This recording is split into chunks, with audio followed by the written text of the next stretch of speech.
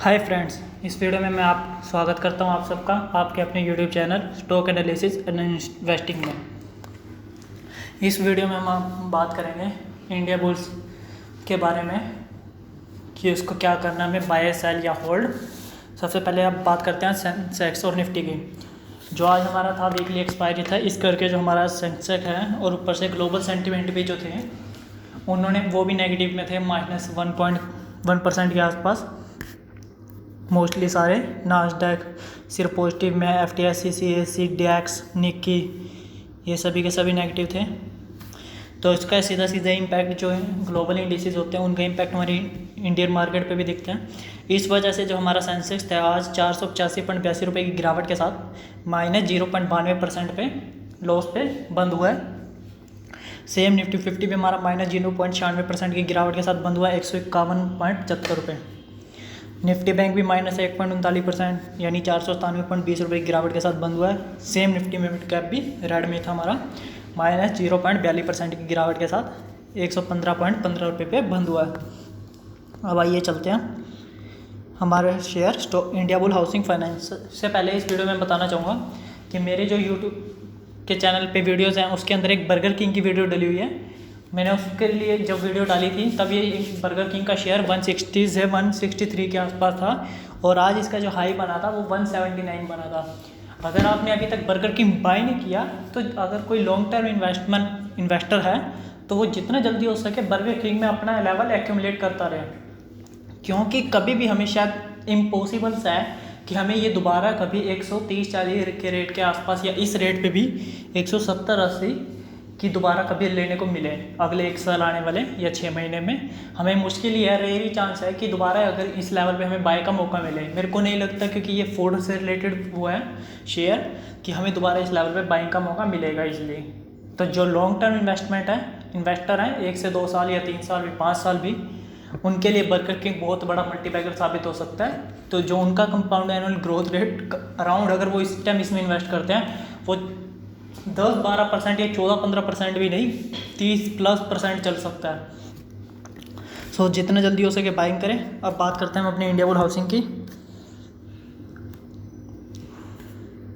जो आज इसका ओपन प्राइस था, जो इसका प्रीवियस क्लोज प्राइस था वो था 262.95 रुपये और जो आज का ओपन प्राइस था एग्जैक्ट सेम 262 यानी 262.95 पे।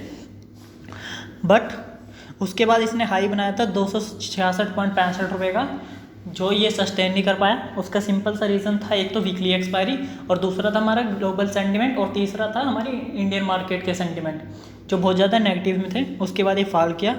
उसके बाद इसने काफ़ी देर तक कंसोलिडेट करता रहा 263-64 के आसपास। बट जैसे ही 12 बजे के बाद ये डाउनफॉल दिखाना शुरू किया और इसने जो बॉटम बनाया वो अपना बनाया 260.40 का। उसके बाद ये साइडवेज मूवमेंट दिखाता रहा और उसके बाद ये फिर ये और नीचे फॉल हुआ और आखिर में ये फिनिश करके मार्केट के एंड पे जो आज ये 3:30 बजे के बाद जो इसने क्लोजिंग दिखाई है वो हमें दिखाई है 261.65 रुपये यानी ₹1.30 की गिरावट के साथ।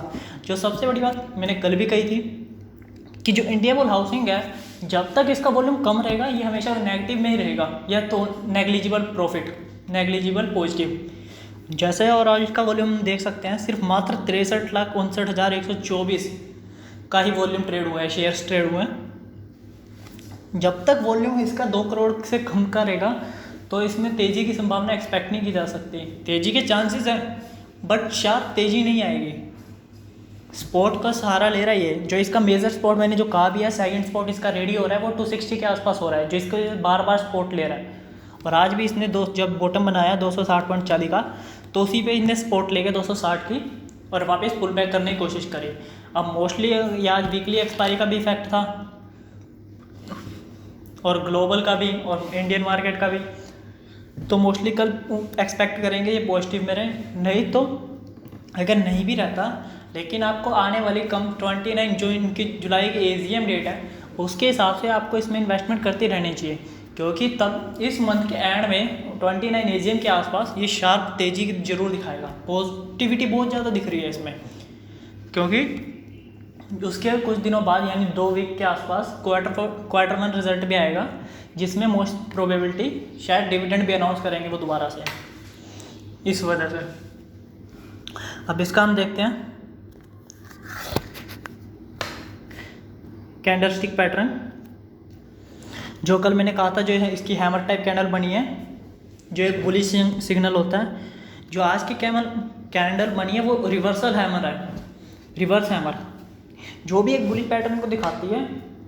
इसका मतलब ये होता है कि पहले बुलिश हावी रहे, जैसे कल क्या था, कल पहले बेरिश हावी रहे, बाद में लास्ट मोमेंट में बुलिश हावी हुए। जो आज हुआ वो क्या हुआ कि जो पहले बुलिश हावी थे फिर बाद में बेरिश हावी हो गए शेयर्स पे। और मैंने कल ही क्या दिया था, जो इतनी कैंडल बनी है ये हैमर पैटर्न है और ये बुलिश रिवर्सल का साइन है। और सेम मनी कंट्रोल ने भी आज स्ट्रेंथ के अंदर इसमें शो कर दिया स्ट्रेंथ 3 बुलिश हरामी बुलिश रिवर्सल कैंडल बनी है, जो इन्होंने भी इसकी स्ट्रेंथ दिखाई।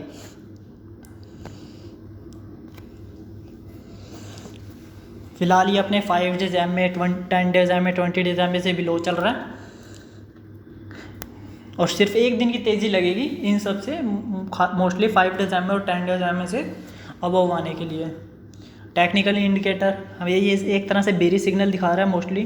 RSI भी न्यूट्रल है, MACD भी बेरिश है बस, बाकी सब oversold bearish oversold, Williamson percentage हो गया, CCI सभी के सभी। बट फिर भी शेयर ने 260 रुपये के आसपास एक बहुत तगड़ा सपोर्ट लेवल दिखाया है, जिसको ये सपोर्ट के तौर पे बार बार यूज़ कर रहा है और बार बार ये ऊपर जाने की कोशिश कर रहा है।